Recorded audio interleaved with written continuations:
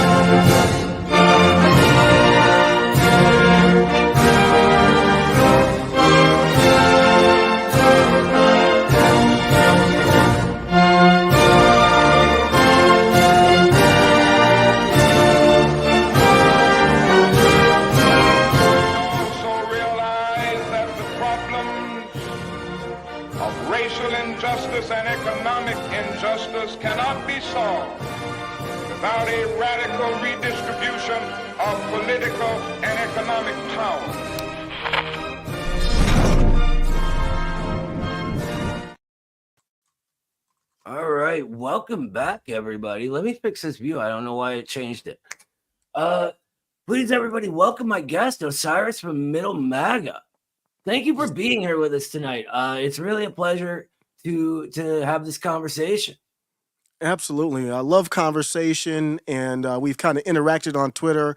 I like your posts and your vibe. And I just noticed in the background one of the greatest football players of all time, the sidearm swindler, the crafty one. He played when football was still a rough sport and had to hang in the pocket when he got hit by linebackers 5 seconds after he let the ball go, the great Bernie Kosar. I'm from Cleveland, Ohio, so this was meant to be. I'm in Cleveland, Ohio right now, brother. I'm the last real Bernie bro. I'm going to be right there with you. Fun story. My parents were actually at the AFC Championship in Denver where the fumble happened, right? Oh, man. It was a crazy time. I was a little kid at the time. So, yeah. But I loved Bernie Kosar even then. And I got to meet him at a barbecue one time. It was like a dream come true. I was, 8 years old. I think 8. I'm not sure. Was that the 89 AFC Championship? I think it was 80. I think it was the 89 one. Because so I would have been 8. And I got to meet him because a neighbor of mine, his dad ended up making a lot of money and moving out to the suburbs and moved into the same sort of cookie cutter development that Bernie lived in. And so I went over there for a barbecue and Bernie Kosar showed up. It was pretty great. Yeah. People think, I don't know if this is true or not, that he slurs to this day because of all the hits he took. But I actually was at his last home game ever. I believe Belichick was the coach. Mm-hmm. And I think his last throw was an audible. Because, they had beef. I don't know if you remember. Kosar and Belichick didn't get along. His last game with the Browns, he audibled a play out of Belichick and threw a touchdown to Michael Jackson or somebody. But I'll never forget it. I was at that game. Sounds like Bernie. Yeah. My dad, by the way, who passed away a couple of years ago, cursed Belichick's name till the day he died. Never forgave him for taking the team to Baltimore. Yeah. That was a tough time. Yeah. I could sit here and talk Cleveland football all night, but that's not why we're here. For those of you guys watching who aren't familiar with our guest tonight, he runs a podcast and a show that he does live on Twitter and YouTube and all these things called Middle MAGA.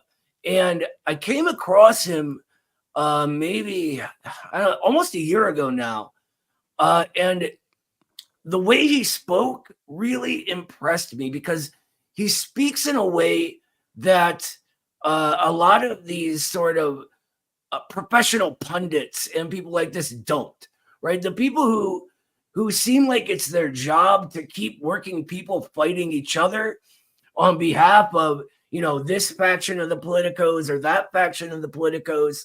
um it wasn't like that, right? He spoke from the heart, and that's impressive to me. Whenever anyone's honest and really genuinely has the best interests of the people in mind, I take notice of that. So I'm really glad we were able to finally set this up. And I was finally, while I was at work today, able to actually catch a bit of your show. You're talking about the that wild anarchist guy in Argentina.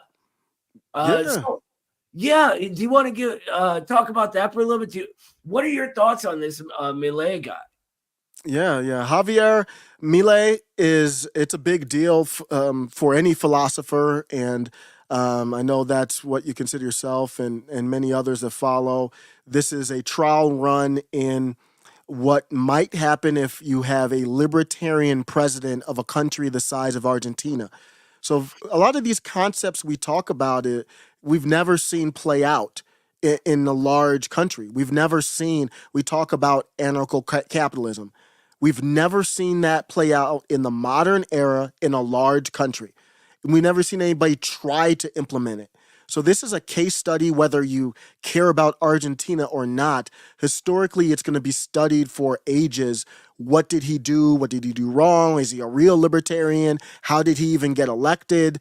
What are his next moves? All that kind of stuff. So just from that standpoint, it's extremely important. I agree about the importance. My thing is, let's focus first on how he gets elected, because you keep hearing him compared to Trump, and for me, there's no comparison. Trump got elected on his populist rhetoric, really. He impressed people with promises of draining the swamp, with bringing production back to the U.S. That, NAFTA, who Hillary Clinton, his opponent's husband, had signed into law, that had destroyed the remnants of production in this country. He got into office on that kind of thing, right?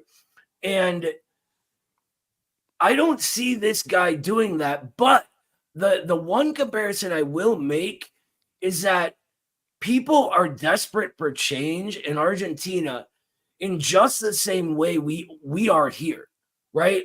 That made people go, at least Trump is something different.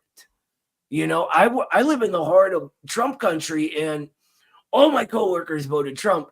Nowadays, all of them are saying, well, what we really need is socialism after talking to me. But, they understand it from the Marxist point of view rather than what the mainstream media will tell you, right? But I'm sorry, I'm sort of rambling. So go ahead and interrupt me anytime you need to. But yeah, that's the only comparison I would make that actually sticks, is he gets elected because he's seen as something different. And who knows, maybe his policies will work for the people who voted for him. Now, the last thing I'll say, and then I'll flip it over to you, is I think we have seen these sorts of ideological currents in the real world in the past. And to borrow something out of the libertarians' playbook, every time they're tried, they fail. If you look at Pinochet's Chile, massively destroyed everything there. If you look at Russia after the fall of the Soviet Union, that was an anarcho-capitalist paradise. There were no real laws to speak of. It was just buying and selling everything. And it got so bad there that the life expectancy dropped by 10 years. And it was just horrible. The reason people even really like Putin these days is because it's his economic policies that pulled them out of that devastation.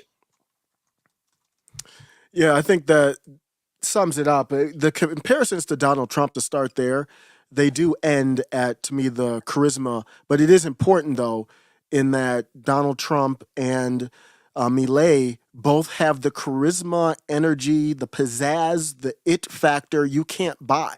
You can't buy that. You can't fake that. And if you want this uprising of the people, you have to have that. There's no uprising of the people without a leader. Everybody can't be a leader. Everybody's not going to start a movement. I always bring up Ron DeSantis a lot, and just because he's not a politician that's going to start a movement. So if you want to start a movement to change things, obviously that's not the person. Doesn't mean he's a bad person or anything like that. But that's the comparison. They are very unashamed to be themselves. They are unashamed to look you in the face and say "F you," and that's kind of. And I think Milei even more than Trump. To be honest, Trump is passive compared to Milei in that aspect. Trump, basically made fun of a couple people and stuff like that. But when you come to like going straight up at leftists and collectivism, Milei, that's what got people hype about him. And I don't know, it's hard. I'll have to look at the history to compare it to these other situations, but I think this is a different scenario where anarcho-capitalist has been elected as a leader to kind of lead towards a decentralized society. I view libertarianism and, in a way, anarcho-capitalism as a maximization of that doesn't necessarily mean an unstructured society. It just means a decentralized society as much as possible, peaceful society, in fact.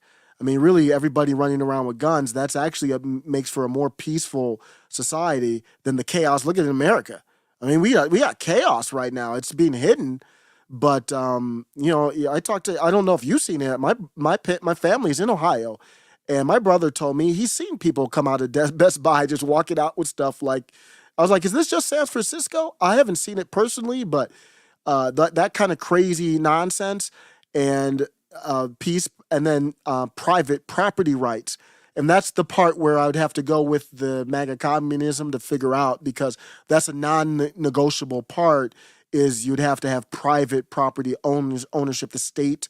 It can't be publicly owned. You have to be able to have your own house and property. Otherwise, in my view, you're not really free. But that's really all it is. Anarcho-capitalism is just a fancy term for like a free market without a big centralized, governing body. Yeah, and I think that's sort of the problem. Is it begins at the level of its own ideas rather than the level of the real world, right? He's like you said, he was sort of going bonkers on what he calls collectivism, but really that's all of society. There's no such thing as an individual who is somehow removed from the world that gives rise to him, that sort of gives the character to this person as they develop into a person, right? And that is actually the Marxist analysis of how people become people, right? But it strikes me as naive and a little childish to think that he could somehow bring free markets back from the past when they haven't existed for over 100 years. And no economies of scale can possibly genuinely have a free market mechanism anymore. If it even existed in the first place, which is questionable, because the original sort of liberal theorists, the John Locke's, Adam Smith's, David Ricardo's, when they said the words free market, they didn't mean this sort of everyone do whatever they want and all we care about is property rights. What they meant actually was a market that was free of the feudal privileges that return with the centralization of capital. So you used to have the feudal lords, right? Mm-hmm. Their property was their property, period, handed down. How good you could do at producing things and helping society didn't matter at all. And that's what we call the bourgeois revolutionaries overthrew, right? But then we go through this process of capitalism becoming itself, and it creates a new form of this centralized property that you just can't get away from anymore. This capital has centralized in so few hands that we have what, the rightists always call the globalists, right? We have the World Economic Forum. We have these giant financial institutions and conglomerates that are all part of this elite class who rule over the rest of us and pass their property on to their children, and there's no other way to go about it. Yeah, I'm not against different classes though in society. I think the core problem that you're referring to isn't really capitalism to me. It's the control of the money, and so they've got full control of the money. It's not an organic. So the kind of concentration of wealth is not organic. So we just saw over the pandemic, obviously, the largest transfer of wealth ever. And it was all done through the Federal Reserve. I mean, they just literally printed money out, gave it to the big asset management companies, and they just went about their way like it was no big deal. And people on the left actually didn't really have a problem with it. They just like, well, I want some of that money. And I think the bigger problem is you've got to break that centralization.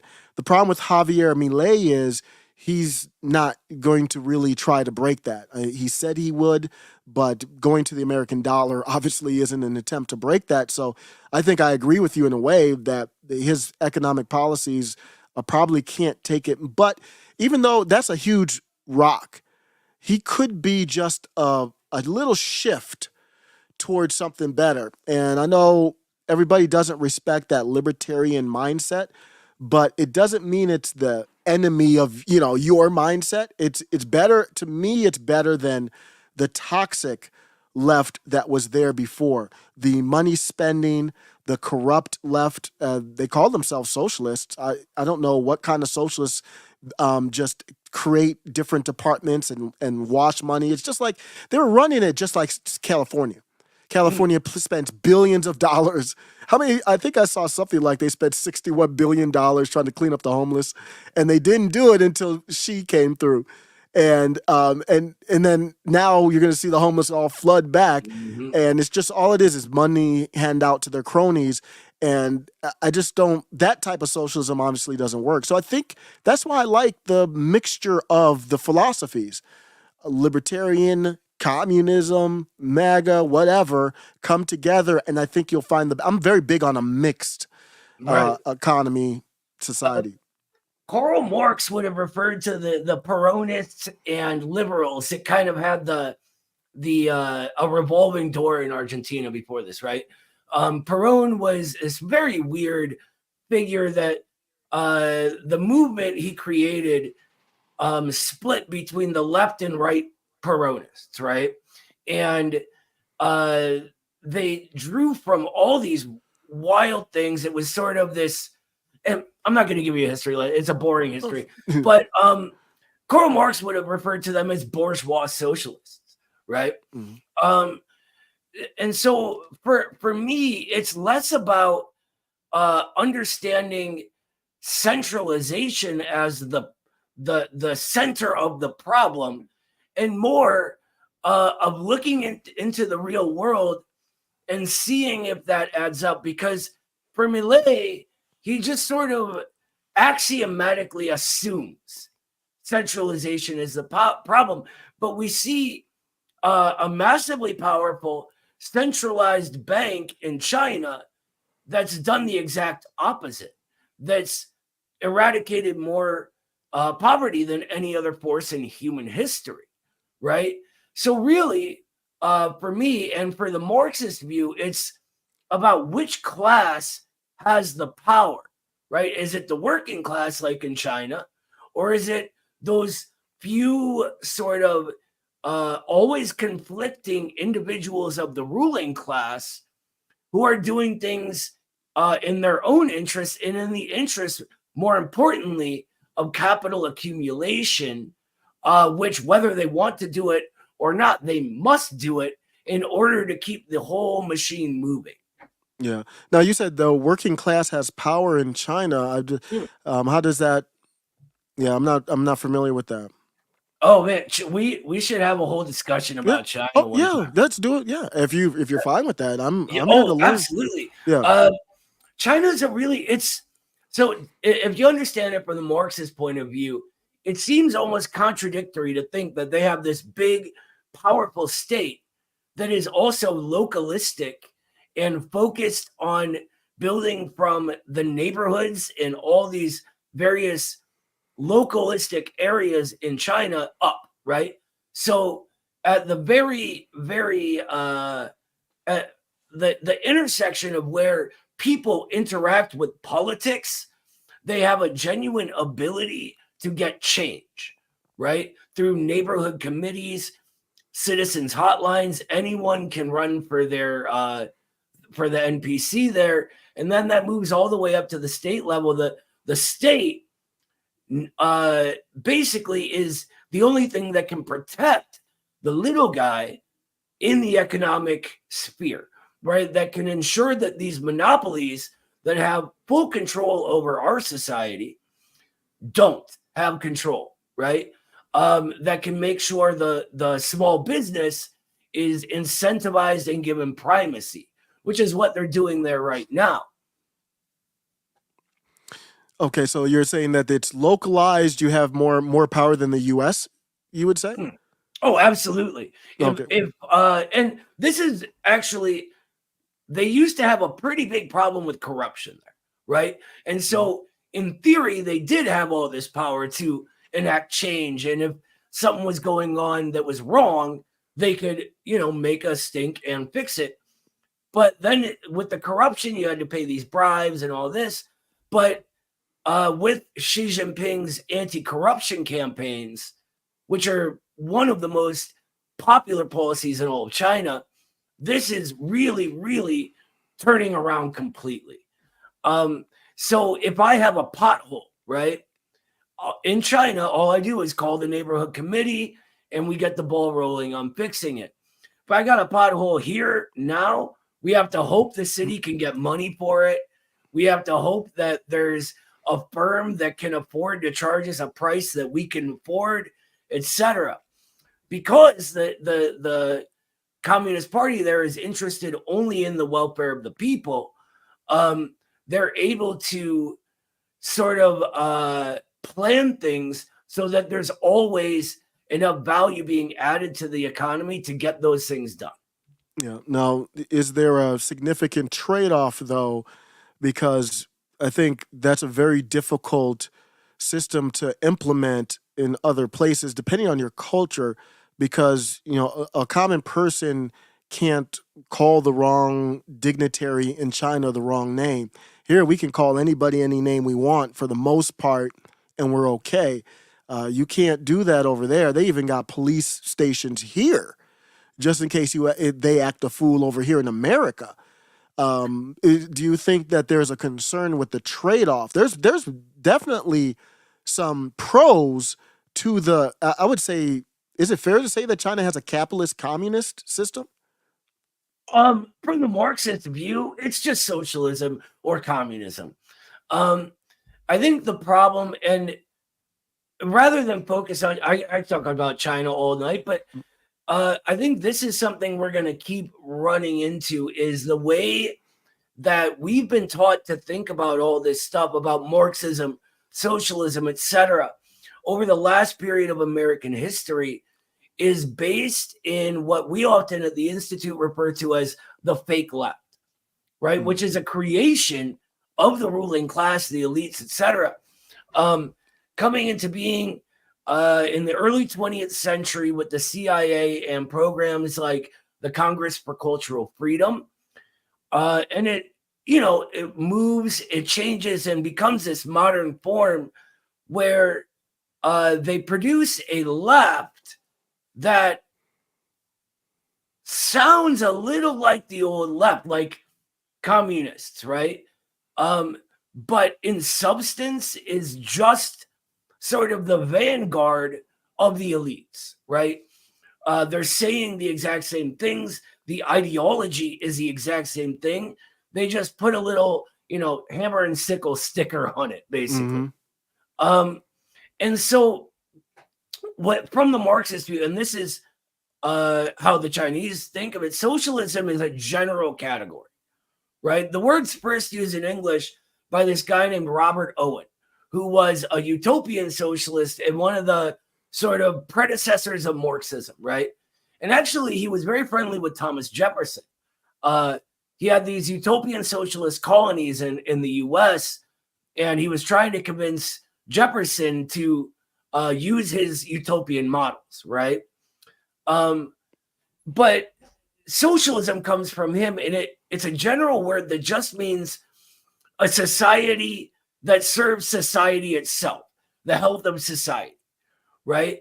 And when Marx and Engels come along, what they do is tell people like Robert Owen, look, you can dream up the loveliest ideas you want.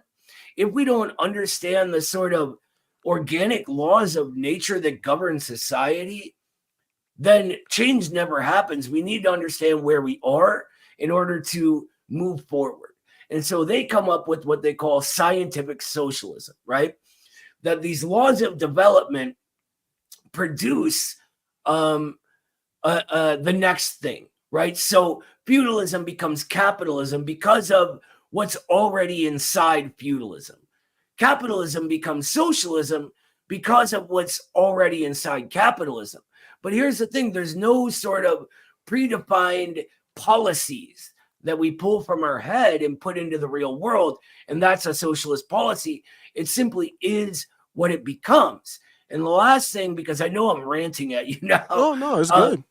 The last thing I'll say on it is that one of the foundations is the understanding of what we call universals and particulars.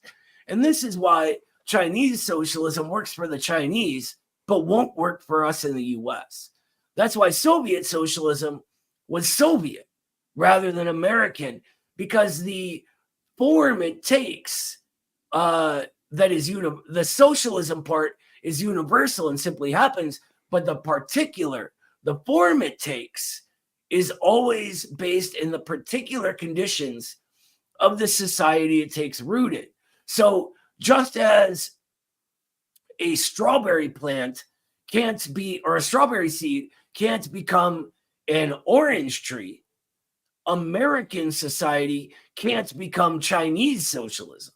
It becomes American socialism. Yeah, that's a great point. I mean, it's impossible. The culture is just completely different, but is that even possible? Here's the concern that people have. So there's many concerns people have with that, but the redistribution of wealth. Now, let's say America becomes socialist. How does that work as far as isn't that what we're talking about here? Redistributing or no? Oh, I'm sorry. So that's incorrect. Let's debunk that then. I think it's that addresses the issue at sort of the very end of the process, rather than going to the beginning. Where we need to begin is the production of wealth, right? What creates wealth? How does that work? And how does it affect people? Rather than what we want to see happen, what is happening and how did we get here? So this is why Marx and Engels, and Marx especially, focused on understanding what led to capitalism, what led to industrial capitalism specifically, which is a whole different thing than what we have now. What you would probably call crony capitalism, or we'd call imperialism, finance capitalism, whatever. And so what they see is production getting to this point where the forces of production, the sort of way we go about producing things, which creates the way society is overall, right? That's how we are a society, producing things we need to live. They outmode the relations of production. So as the first factories are being made, feudal social relations are now obsolete, right? And the peasants lose their property and connection to the land that they had for so long and become completely propertyless, right? They become what we call the proletariat, working in these factories of the sort of chosen few of the aristocracy that was able to accumulate all this capital, and not being able to accumulate any wealth, simply only working for sustenance, right? They become the working class. And so this is where it begins, right? That relationship in the capitalist epoch is how wealth is created. We create commodities, right? Mhm. So into each commodity, we and this is the old way. We can get into the middle classes and stuff too, but the way it used to work mostly, and how like actually produce commodities still work if we set finance aside for the moment. If you and I are the shareholders of a corporation, right? Mm. We own all this capital, and we use this capital to buy the factories, buy the labor, and buy the materials that we need to produce a widget, right? Mhm. And the widgets that we make have a value that exceeds all that capital we put into it that we invested, right?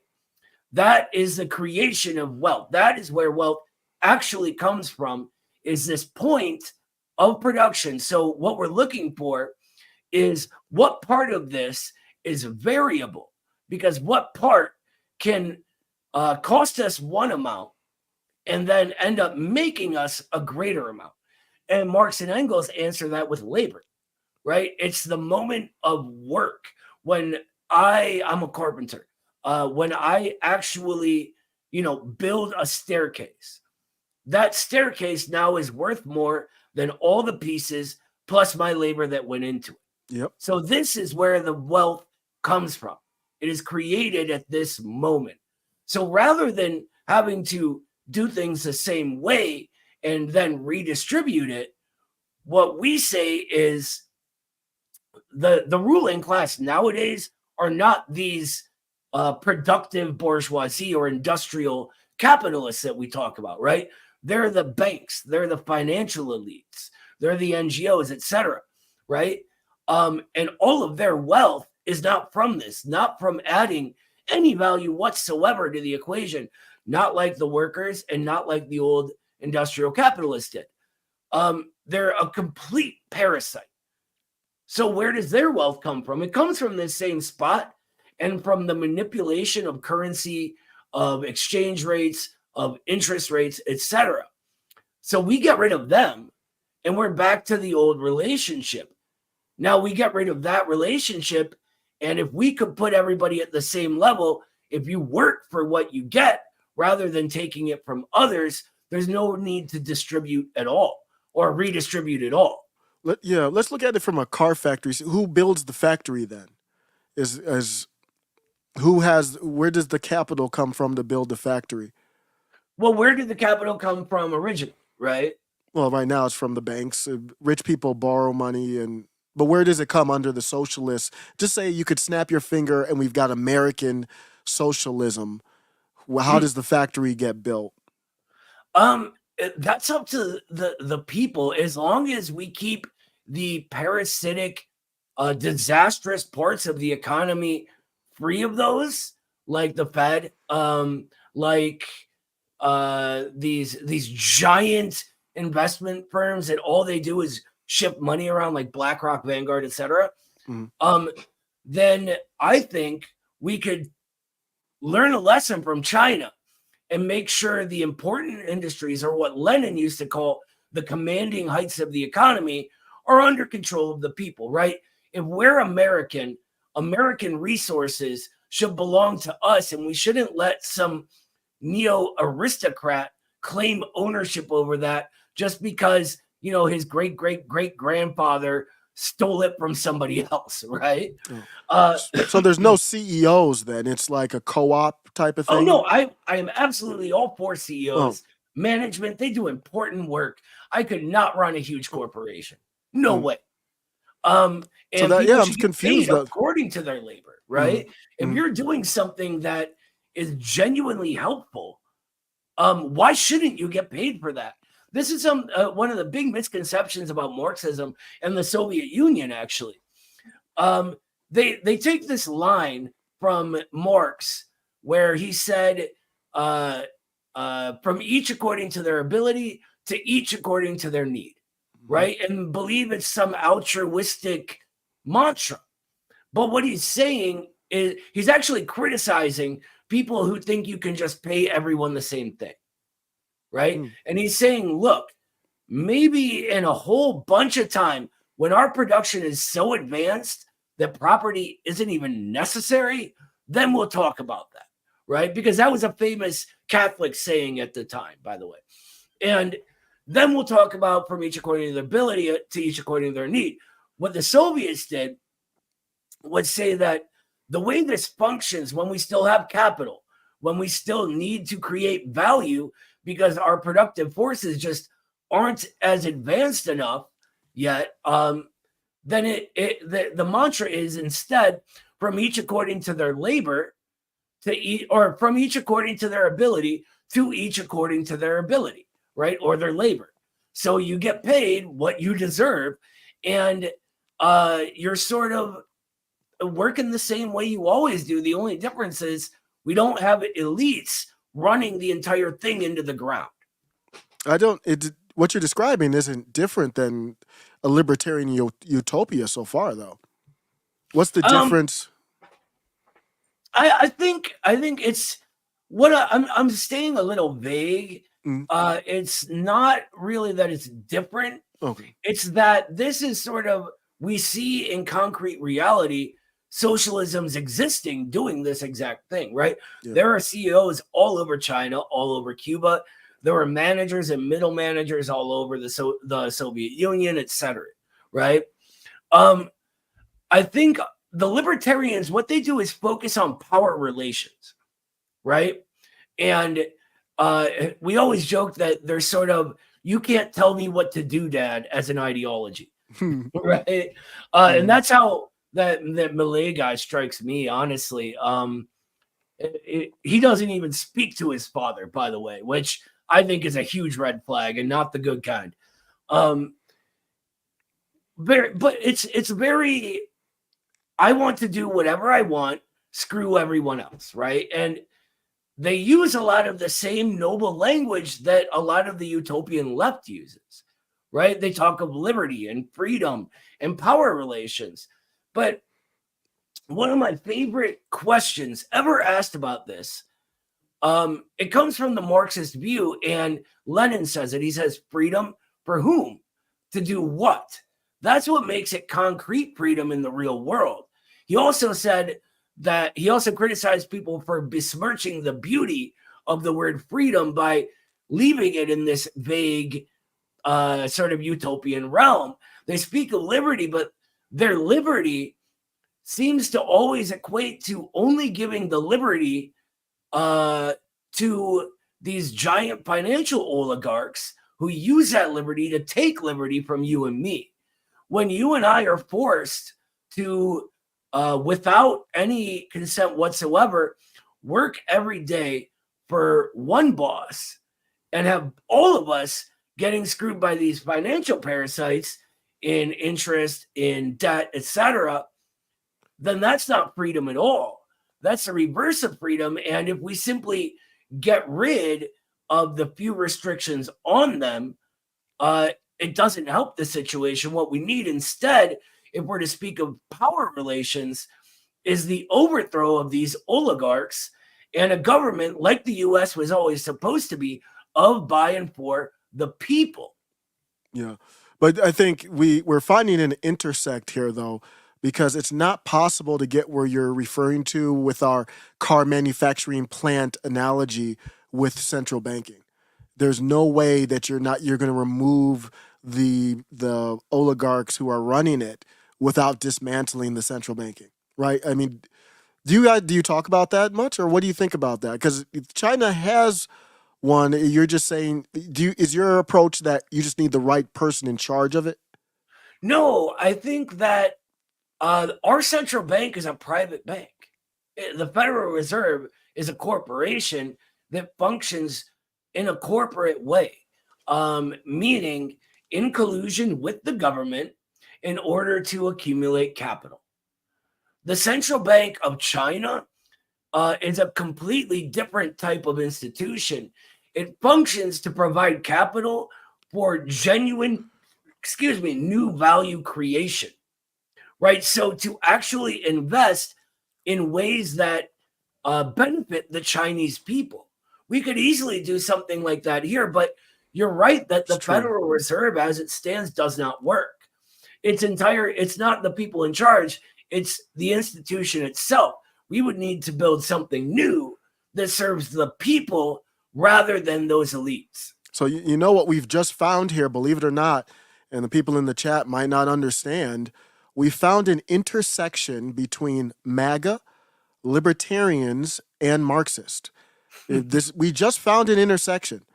The Did we central just bank, become MAGA communists? we became MAGA, libertarian, communists right before your very eyes, because this is what we need to do. It is so easy, and it pisses me off. And not you. I don't want to sound like I'm mad at you. It pisses me off when people are finding like areas of agreement, and someone else comes from left field and says, "Oh no, that's where you guys disagree. Oh, MAGA, they're the white supremacists, bro. You get in the way. We're trying to find like there's different ideologies. No one is really right or wrong. It's all opinion." And we just agreed that the central banking is a problem, and we're talking about the money. That's where it has to start. Now, I guess there might be disagreement, maybe a little bit to what to do with reforming it, but the agreement is that needs to be reformed. Libertarians say end it. MAGA is even Steve Bannon and others are even through the influence of libertarians saying end the Fed, which is no small task, but. And that's what people were happy about with Millet. He's talking about that as well, which we'll see if it can happen in practice. But what do you think about? I think we found an intersection. Yeah, I see. Remember when I was just talking about universal in particular? Mhm. I think that's really important. And one of the things we pull from Marxism is that all of these institutions, they have a class character to them, right? They're built to serve a certain class. I mean, I'm a big fan of the original, who we call the bourgeois revolutionaries. They fascinate me, right? I have everything Thomas Paine ever wrote. Jefferson, it fascinates me. The way he is such a dual-natured person. But here's the thing: when they begin building these institutions, there's this line, Jeffersonian democracy or sort of Hamiltonian federalism, right? Yep. It's a vulgarization, but they never were able to reconcile these two things because of the class interests of the people they had to placate. Even the most revolutionary of the Sons of Liberty had to get the approval of all of the landowners, Yep. right? All of them. Otherwise, they couldn't even ratify the Constitution. That's why if you go to the Constitution from the Declaration of Independence, wildly different sounding documents, right? And they write these Federalist Papers where Hamilton lays out his idea for a central bank. And if you look at the idea, it's actually not bad. What we do now doesn't resemble it at all. But if they were able to mix that democracy, that Jeffersonian democracy, with that Hamiltonian federalism, it would have produced a completely different country. Yeah. I think that's what produces what we have. And the Chinese particular produces what they have. So our solutions need to be different. All we really need to do at that point is look at the data, look at run models through AI and all this advanced technology we have of what kind of investment banking we can do that actually serves the interests of the people rather than extracting from us. Right? Yeah, and I would No, go completely, ahead. yeah, I would completely agree with that. And that's a good place to start. The thing that I really admire about the founding fathers is that they made sacrifices to kind of keep the whole thing together, Mm, and said, as long as we agree on these rules here and we stay within this platform, then we can be together. And then you can make your own decisions if it's not in this document here, the Constitution. How do we do that now with the different fact? Because right now, common people are getting crushed because we're segmented, and mhm, that's not really a bad thing. We're not all the same, but we should still be able to work together even if we're segmented. And there's people who don't work together to create a movement, to do anything, when their interests are the same and there's no reason for them to be enemies. So mhm. how do you come together with a plan that says, because uh, the American fire and culture of this country would never do 100% socialist solution. It is impossible. It would never happen, just because of what's on this soil. It's genetically built into Americans at this point. Freedom, the idea of liberty. Now, maybe not many people understand it, but it will always be a small group of people that are going to be very hard to control, that will be against it.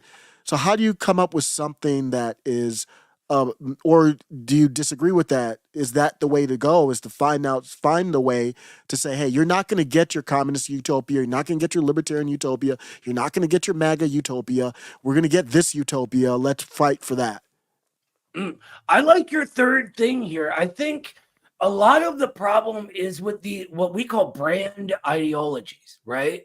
Um, and within the brand that you choose and then make part of yourself, your individual identity, is a sort of cartoon of the other ones, right? And that's part of what keeps us all fighting, even though we all have the same material interests, right? So I joke with the libertarians I work with that there's going to be libertarians that call American socialism real capitalism, because really the words our mouths make don't matter, right? The sounds we're making to describe a thing don't matter as much as what that thing genuinely is. And socialism is only this general category that comes along to it's so society serving society. Now we also add to this the Marxist view of how change actually happens, the sort of interpenetration of opposites, the negation of the negation. Basically, it takes a full revolution, not as in violently overthrowing the government, but an actual uh, qualifying change of form of society, right? Um, I don't think we can just reform our way into something better. It's going to take working people setting all those brand names aside, focusing on working class interests and what's good for all of us, and moving forward from there. Yeah, we'll have to challenge you on that. Only from the standpoint, I agree with you. I would prefer not to use the brand names, but I, I, I don't know how you get around it. I mean, Mm. people, that's the reason why I called my channel Middle MAGA. Is I like people like Kim Iverson. I don't know. Do you know Kim Yeah, I know. Iverson?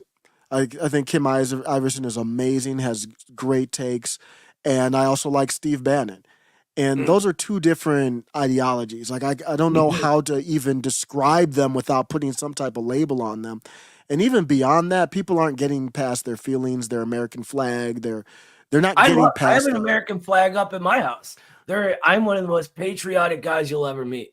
Yeah. I love this country, and that's why I'm a communist. Yeah. But the people aren't getting past these labels. They're not going to get past, I'm a freedom fighter, I'm a patriot, I'm a MAGA, or whatever. I think we should, but that's not going to happen. So I think it's almost more like, and the people who are using the brand names are the ones who are the movers and shakers in the country.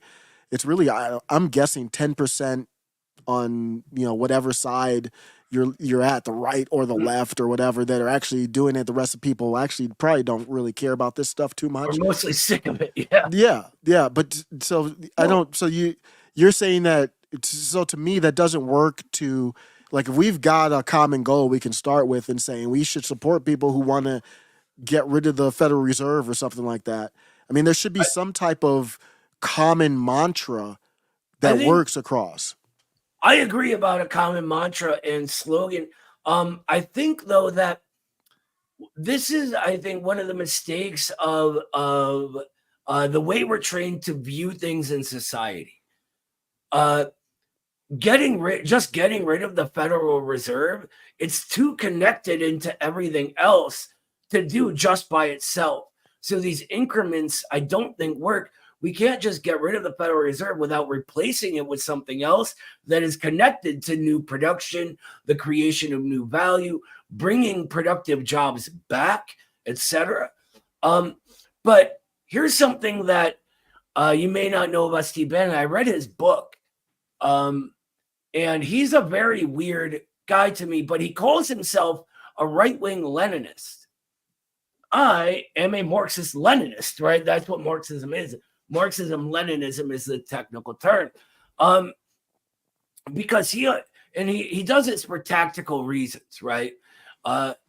Lenin basically writes a general guideline on the way revolutions play out, the way people's movements actually create change, because really he led the very first successful one of our period in history, our long period in history, right? In the October Revolution. And he talks about building dual power, right? Which means within this old form of society we build a new thing that does the job of the old one at the same time, and that can then be relied upon more.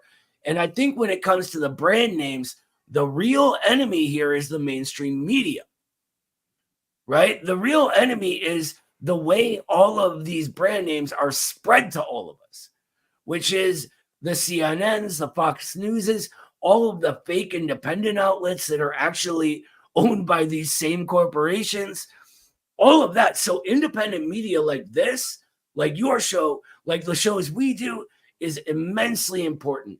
And I think, actually, believe it or not, Lenin actually credited the winning of the revolution with two things. One was their newspaper. This was dual power, right? This was them presenting the news in a way the elites of their time could not touch. And I think that what we're doing is the modern form of that, right? And the second was their discipline. And this is something we lack. We aren't disciplined. I see grown men and women acting more childish than my 14-year-old on social media all day long. True. And if they are serious about the kind of change they say they want to see, that needs to shape up. And for that, we need organization, which means maybe not one political party, but a coalition of many groups, many types of organizations that Henry Winston, who is probably the greatest communist in American history, called the Anti-Monopoly Coalition. And this includes, for back then, it was what they called the petty bourgeoisie, which is small businesses and working class people. In our era, it's all working people, including small business owners, right? Everyone who their material interests are necessarily contradictory to the financial elites, right? So that's just about everyone. And we can all agree on that being our enemy and then get our heads together and come up with pragmatic solutions rather than ideological ones. I could see that. I definitely could see that. You have some type of umbrella organization, and I don't know if you follow Myth Informed MKE on Twitter. He's has a great account. He used to do this thing where it was like a better discourse, And sometimes it did turn into arguments, but we need to hash stuff out at times. But he brought people together that were at different spectrums, and it wasn't designed to be a debate. I mean, it could have turned into one, and it did sometimes, but it was just designed to have different takes on different topics of, people who are streamers and stuff like that, but from libertarian, left, and all that. I could see that as an umbrella. If you have like an umbrella group or something like that, and you're able to get people from different sides under it to kind of have, this is the mantra for it. Did you see I think it was Stop Foreign Wars? I think it was, they did one on something about stopping the wars. I forget. A while back, it was the Libertarian Party, I believe. And the populist. Are you talking about the Rage Against the War Machine? Yeah, the Rage Against the War Machine. When that was Ukraine, right? Yeah, that was last year with Ukraine. Yeah, that was dope. I didn't go, but that was dope. Absolutely. And we were in full support of that, and the protests the other leftists did a few days later, because they didn't want to be involved with that one, right? They were canceling the people in it. And really, here's the big problem with the left: gatekeeping. All of these people want to be the kings of the left, and they get to decide who's against war. They get to decide who's allowed to protest, and that ain't how it goes. Yep. You ain't, like, don't get me started on that. But for us, that's beautiful. That is working people coming together for our necessity, for what's in our interest. Yep. Doesn't matter what previous ideas we had. We need to get this done. So let's do it. When the Nazis came, everybody rose up together and fought them. We could do something like that. I think more and more people are recognizing that it's not that we want change or that, we're okay and things could be better. It's that it is impossible for things to keep going in this way. Yeah, and there's a couple people in the chat for the channel. Thanks for stopping by. This has been great. I appreciate you. They have concerns about the word communism, and this came up on the channel before because I was very big in the term. I still support it, but I haven't talked about it as much, MAGA communism. But can you help? I have not been able to. What I've told them is, just like you use the word MAGA, it makes other people cringe. So, or what I mean? You use libertarian. It makes anything you use, it makes other people cringe. Okay, communism, I got it. There's concerns there. How could you kind of calm their concerns? What would you recommend? I'd recommend really not listening to mainstream media to get your ideas from it, right? We all know we can't trust the media. We can't trust the establishment. We have the internet now, so we can all learn what these things are for ourselves. I've been reading Marxist stuff for decades now. I'm the co-director of one of the top Marxist institutes for Marxist theory in the entire country, which isn't actually saying much. It's also one of the only ones, but still. And to my knowledge, Marx only writes communism is one time, and it's very early on in a book called The German Ideology. And he says, here, let me see if I can pull up the exact quote, actually. Yeah, just sure. I'm getting educated here. I appreciate Noah having me on, getting educated on this. I was on the stream and I actually looked up the definition of communism and socialism. This was in regards to Ron DeSantis, actually. I don't know if you saw that. Yeah, I remember that when he was saying socialists aren't welcome in Florida or whatever. Yeah, man, that was crazy. So much for freedom, huh? That's crazy. Right. And look, I'm a freedom-loving American. And I'm here telling you right now, I am also a communist. So there's something wrong if what we've been told all our lives that communists just want to control everything. And I'm sitting here saying I love liberty and freedom and praising the founding fathers, etc. Something going on. Anyway, Marx says communism is for us not a state of affairs which is to be established or an ideal to which reality will have to adjust itself. We call communism the real movement which preserves the essence of society through its transcendence to a higher stage of development. The concrete premise of this movement is in the material reality already in existence. So all he's saying is that communism is the real movement of history, which follows general laws like everything else in the universe. Yeah, I think that's a good breakdown, and I think part of the challenge is to overcome, like you said. I think the biggest thing is, like you said, let's listen to what real people mean by it. Let's look at their actions. Let's listen to what they say. And like you said, you fly American flag, you like freedom. You're not really then what we envision with the word communism might not be what you believe. Right. A lot of these politicians are throwing the word around a lot, and it's kind of lost its meaning, just like fascist or whatever, racist, whatever you want to call people. Oh, 100. The Democrats were calling Trump a communist, right? I mean, come on. Here's my thing. We know we can't trust the establishment. We know we can't trust the media. We know that the schools that they run, their state institutions, teach us a very politicized ideological view of history and everything else. So why are we going to trust them on one subject? Right? Because it agrees with our preconceptions, which, if we apply the same logic and same media skepticism, we know where those preconceptions were created, right? They were created by the establishment. Think about how they taught, how crazy the lies about Trump were. Just Russiagate, countless lies, millions and millions poured into lying about him. Yep. Right? Now think about that against a geopolitical enemy, right? Someone who's not even from this country.